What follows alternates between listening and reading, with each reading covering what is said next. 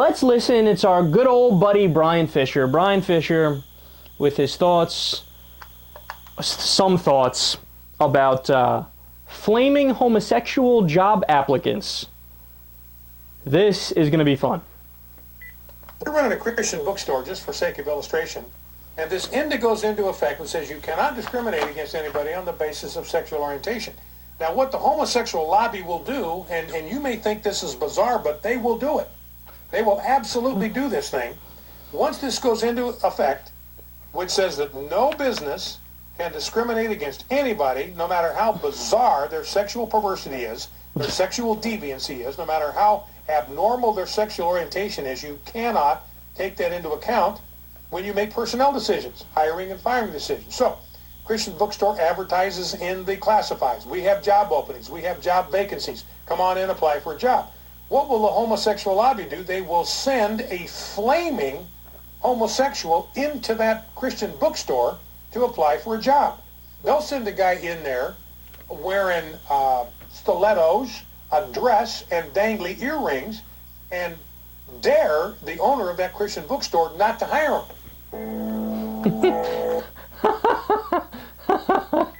Oh, Bryan. So, where does he come up with this stuff?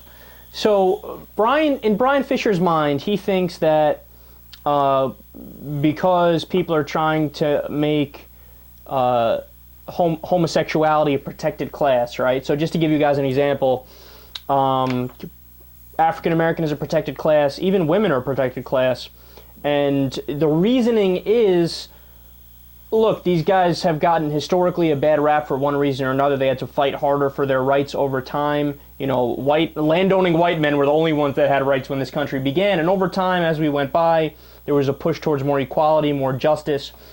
And look, they still get paid less. Women get paid, I think it's like 80 cents to the dollar for the same work. African Americans, 83 cents to the dollar for the same work. And the reason why they are protected classes under the law is because of systematic, whether it's conscious or subconscious. I would imagine in some cases it's subconscious, in other cases it's conscious. But because of systematic discrimination, they need to be protected classes.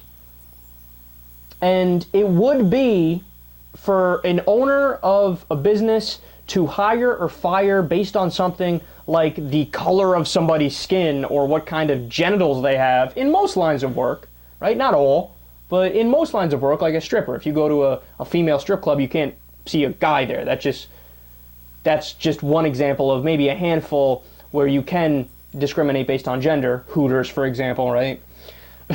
Just funny thought thinking about that.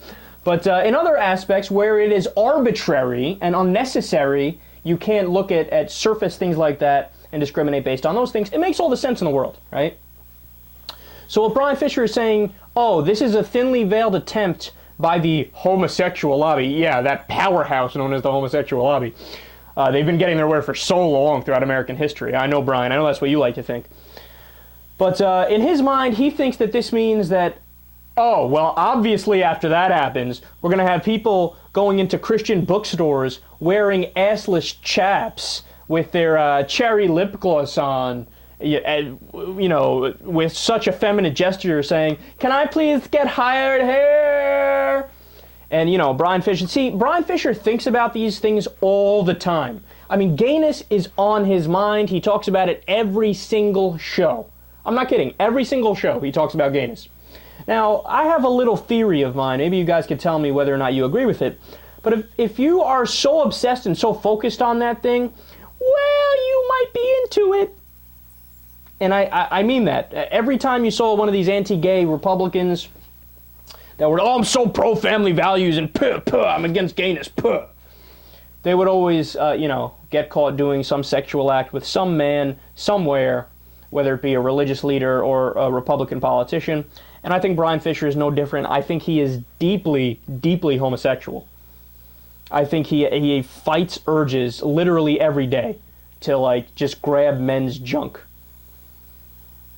Look, it's not me, it's him. If he wasn't so vocal and openly, oh my God, this is so bad, this is so evil. God, I love it. It's so evil. Oh my, where's the baby oil? Yes, rub it on Sean and Dave and Barry. But look, should homosexuality be a protected class? Absolutely. I mean, they've been getting a raw deal for so long, they still don't have equal rights on a federal level. Are you kidding me? Absolutely, they should be a protected class. Look, if a business owner is a good guy and they're not going to discriminate based on arbitrary things, God bless you, you won't have a problem with these things anyway. But I mean, if you are the person who's so inclined to hire or fire based on arbitrary things like how effeminate a man happens to be, that's why these laws exist, because you're a dumbass.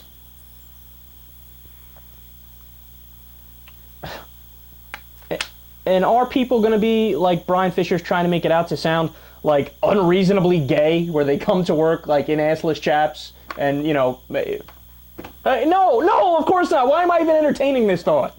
You know, Bryan Fischer makes it sound like a gay guy working for a Christian bookstore, somebody's going to come in and what? They're just going to get down on their knees and ask if they could you know, see what they're working with? No, gay people are as normal as everybody else.